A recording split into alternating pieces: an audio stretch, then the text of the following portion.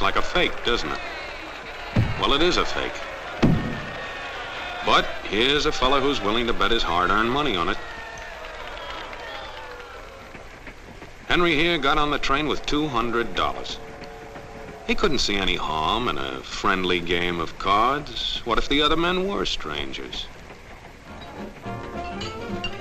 And take Joe Collins. He's got a nice wife at home. But he met this girl at the bar, and she looked kinda cute after the first couple of drinks.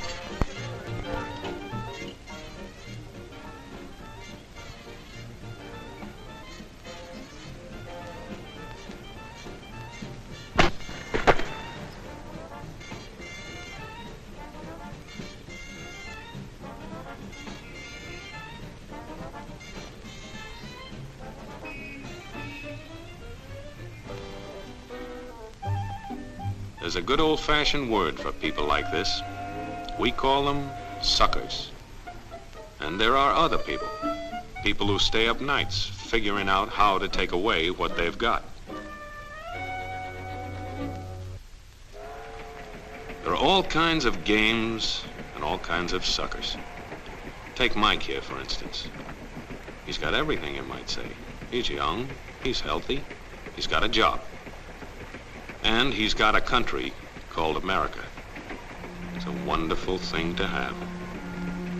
America. Lots of room. Room enough to raise plenty of food. Big factories to make things a man can use. Big cities to do the business of a big country. And people.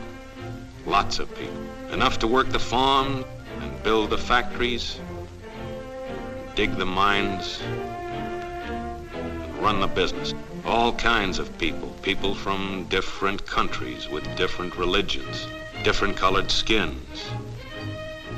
Free people. They can live together and work together and build America together because they're free. Free to vote, to say what they please, go to their own churches, to pick their own jobs. Yeah, Mike's got something, all right. He's got America. But there are guys who stay up nights figuring out how to take that away from him. I want to give you the truth, folks. The truth about America. I know you've got a lot of questions. You want to know why you're not getting the breaks you deserve. Well, I'm not a politician. But I've made it my business to study these things, and I happen to know the facts. Now, friends, I'm just an average American. But I'm an American, and some of the things I see in this country of ours make my blood boil. I see people with foreign accents making all the money. I see Negroes holding jobs that belong to me and you. Now, I ask you, if we allow this thing to go on, what's going to become of us real Americans? I've heard this kind of talk before, but I never expected to hear it in America. This fellow seems to know what he's talking about. Yes, he knows all right. What's the answer? What are we real Americans going to do about it? You'll find it right here in this little pamphlet. The truth about Negroes and foreigners. The truth about the Catholic Church. Now, friends, these books are free. Paid for by real Americans who want others to know the truth. Excuse me, young man, but are you actually going to read that stuff? Sure, why not? You heard what he said, didn't you? Yes, I heard. But do you believe in that kind of talk? I don't know, makes pretty good sense to me. I'm speaking to you as an American. And I tell you, friends, we'll never be able to call this country our own until it's a country without. Without what? Yeah, without what? Without Negroes. Without alien foreigners. Without Catholics. Without Freemasons. You know these people. What's wrong with the Masons? I'm a Mason. Hey, that fellow's talking about me. And that makes a difference, doesn't it? These are your enemies. These are the people who are trying to take over our country. Now you know them. You know what they stand for. And it's up to you and me to fight them. Fight them and destroy them before they destroy us. Thank you.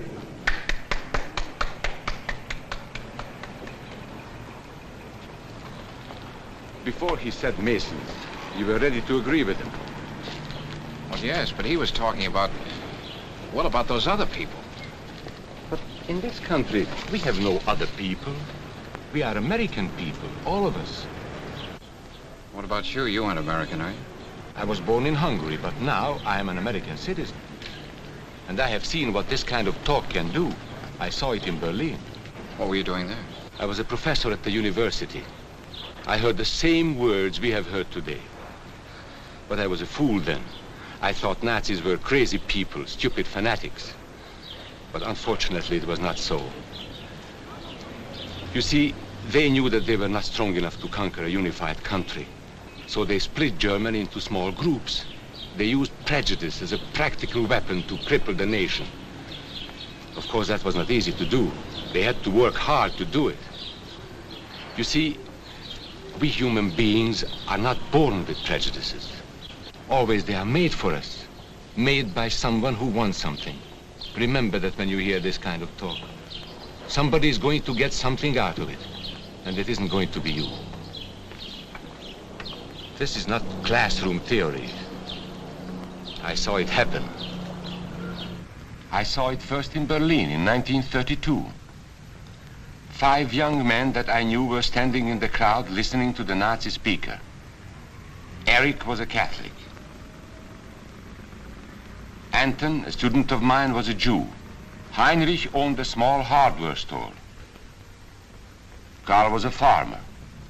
And Hans was an unemployed metal worker. To all true Aryan Germans, I say it is time you inherited the nation which rightfully belongs to you. To you alone belongs the glorious destiny of the greater Germany. The Nazi Party will provide land for the farmer, work for the worker, and profits for the small businessman. Who is getting these things now? The Jew. The Jew who has stolen our nation and our birthright. Who makes all the money and takes all our jobs? The Jew! He must be shunned. He must be ostracized. He must be eliminated. And the Catholics. We don't want our great nation run by a foreign church. We Germans will know what to do with these people when the time comes. They and their faith must be destroyed. Then there are the Freemasons. In Germany, we have no place for secret societies. There will be only one society, and that is the Nazi Party.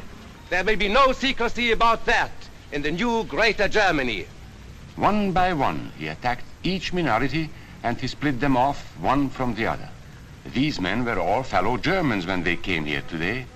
Now they were split into rival groups, suspicious of each other, hating each other. They were being swindled, all of them. But the man who was really being fooled was Hans. He was pure German, according to Nazi standards. To him they promised everything, and he fell for it.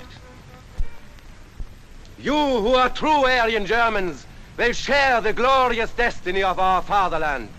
You are the pure-blooded, the master race. It is your divine right to rule, and the Nazi Party stands ready to put you into power. It is for you to command all Germany, and someday the entire world. That's how Hans became a Superman. They gave him a uniform and they pumped up his ego. He wasn't just a little fellow out of work anymore. He was a member of the master race. His wife couldn't quite understand. Even though he was a Superman, there wasn't any food in the house. Stupid woman. Didn't she realize that the Nazis were going to make jobs for everybody? There would be plenty of food and clothing and a new house. Everything they wanted. The glorious future of Germany was to be theirs. And their children would someday rule the world. But his wife, silly woman, still wondered where the next meal was coming from. Hans didn't like that kind of talk. It was dangerous. For that kind of talk, people should be put in jail.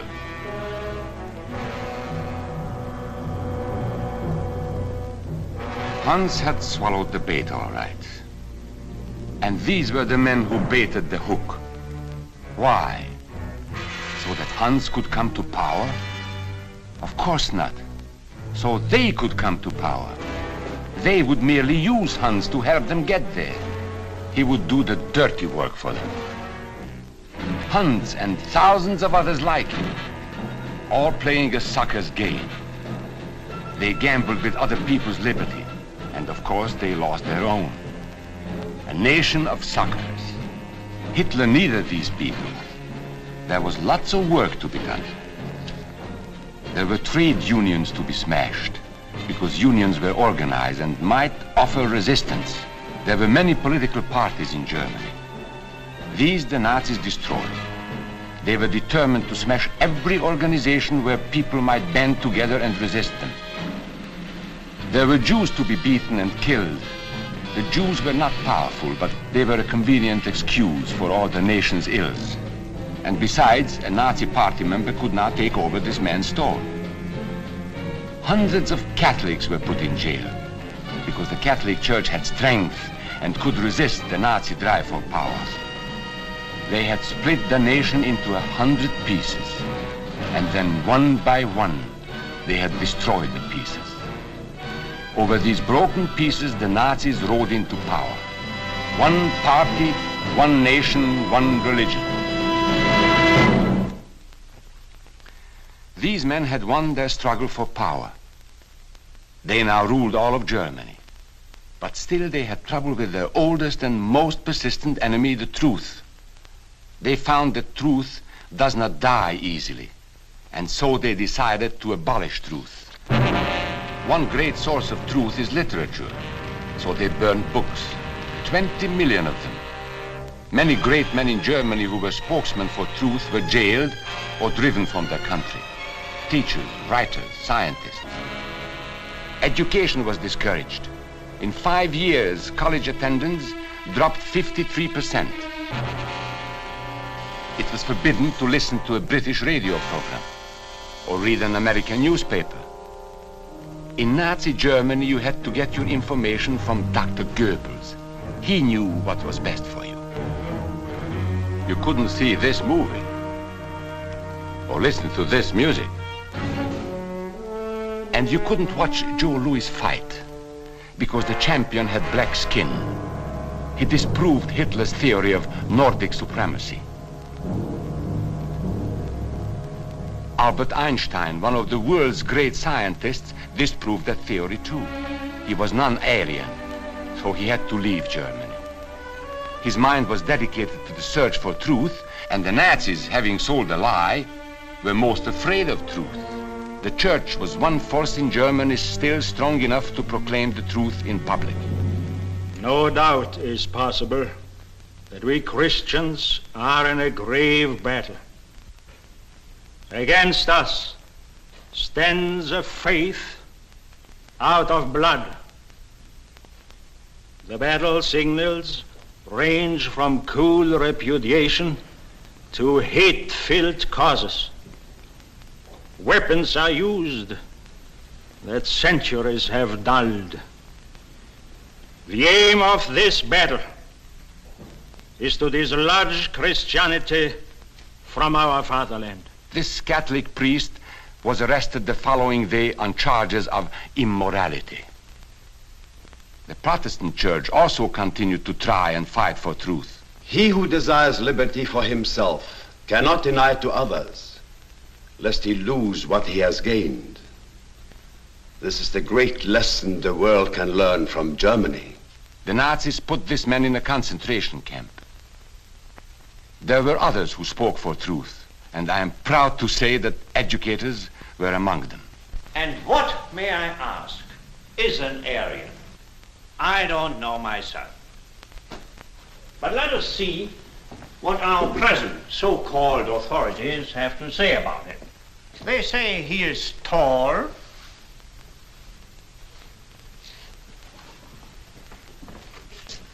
slender,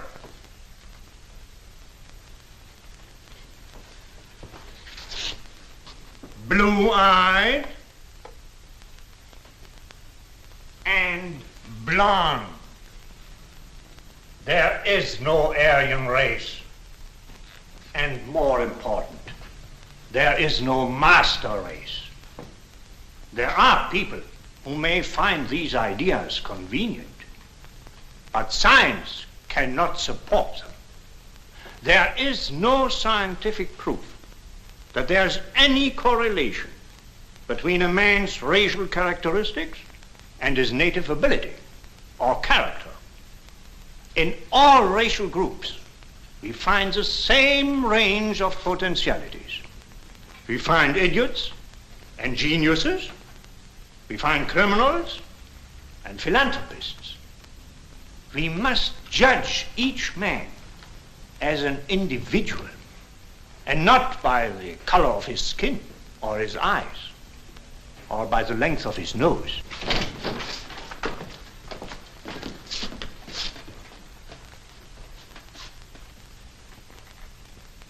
Come in, gentlemen. Make yourselves comfortable. There are many differences between individuals. We each have different capabilities, different backgrounds, different views about what's right and what's wrong. Like the difference between me and these gentlemen who have just arrived. But that is not the difference in race. It is a difference in the way we think. Remember that. And remember that there is no master race. That is a scientific truth. Anyone who tells you otherwise is lying.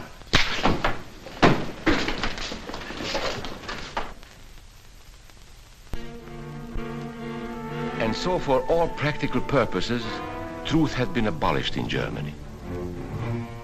A lot of my German friends wondered what had hit them. How did it happen? Where did it start? It started right here.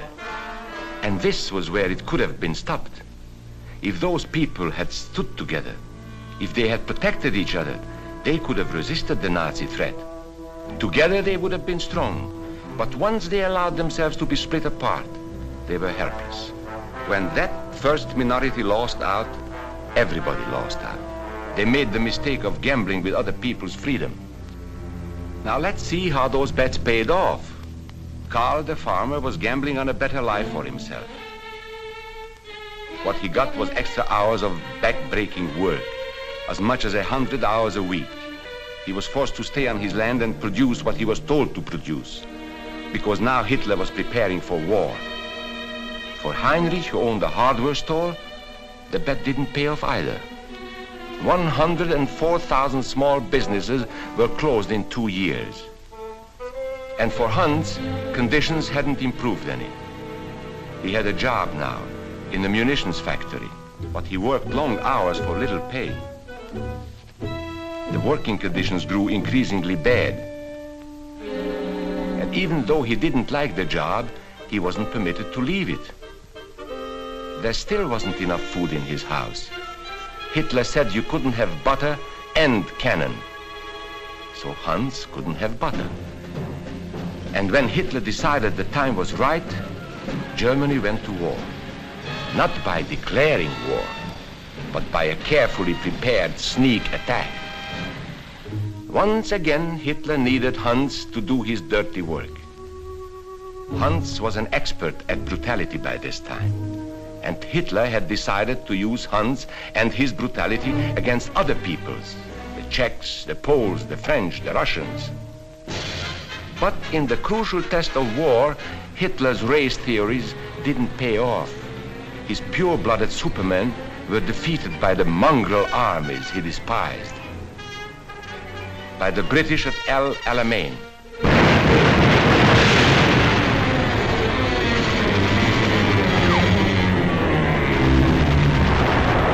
By the Russians at Stalingrad.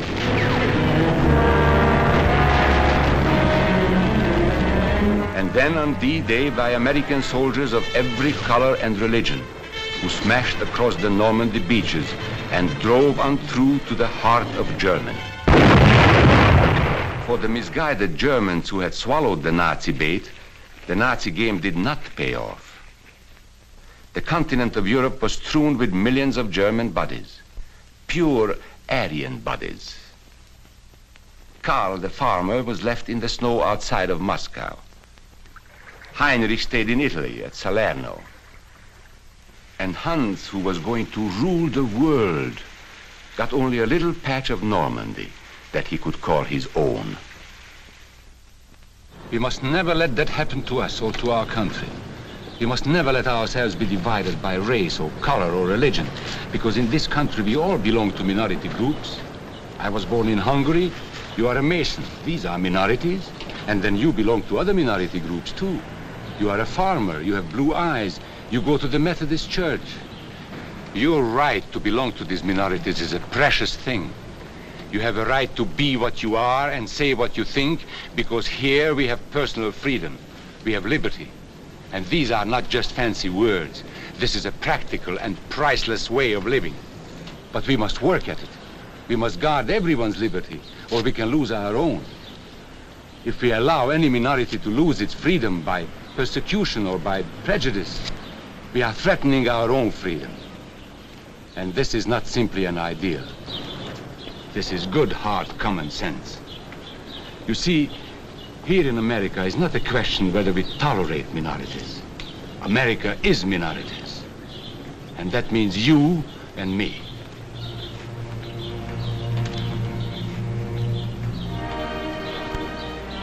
So let's not be suckers. We must not allow the freedom or dignity of any man to be threatened by any act or word. Let's be selfish about it. Let's forget about we and they. Let's think about us.